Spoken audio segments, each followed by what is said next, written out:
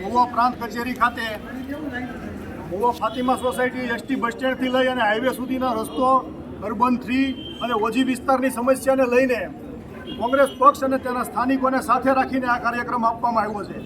આના પહેલાં અનેકવાર રજૂઆતો કરવામાં આવી, લેખિત રજૂઆતો કરવામાં આવી, મૌખિક રજૂઆતો કરવામાં આવી, પરંતુ આ તંત્ર અને આ સરકારની ઊંઘ ઉડતી નથી અને પરિણામ શૂન્ય આવે છે। ત્યારે હવે આ છેલ્લી વાર એને વિનંતી કરવા આવ્યા છીએ કે આ વસ્તુઓ કરી બતાવે અને રોડ અને રસ્તાની હાલત જે છે એ સમગ્ર મહુવા જોવે છે। તો શા માટે બધાને હેરાન કરવા માટે આ સરકાર કે આ તંત્ર રોડ બનાવતી નથી એની ખબર પડતી નથી। ઓજી વિસ્તારમાં આવતા વિસ્તારોની અંદર મહુવાની આજુબાજુની 44 જેટલી સોસાયટી આવે છે।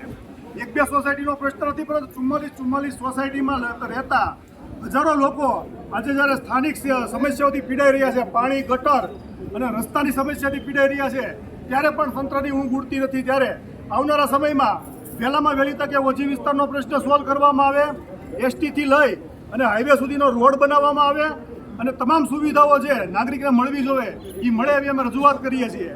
એ ઉપરાંત અમે રજૂઆત કરી હતી કે જે આના પહેલાં આવ્યા ત્યારે કે આ જે રસ્તો છે એસટી સ્ટેન્ડથી લઈ અને તરેડ ગામ સુધીનો બનવાનો છે, એના માટે અનેક મુદ્દતો આપવામાં આવી, અનેક મુદ્દતો જેની કોઈ સીમા જ નથી અને લોકો પણ એ મુદ્દતો સાંભળીને હવે થાકી ગયા છે। તો હવે જ્યારે નવી મુદત એણે ચોમાસા પછીની આપી છે, તો આપણે આશા રાખીએ કે ચોમાસા પછી વહેલામાં વહેલી તકે આખો રોડ બની જાય અને લોકોને સુવિધા મળે એવી આપણને ખાતરી મળી છે। એ બદલ આપણે થોડોક એને સહકાર આપીએ અને લોકોના સહકારના ભાગરૂપે આ બધી સમસ્યાઓનો તે હલ કરે એવી આપણે આશા રાખીએ। જય હિન્દ।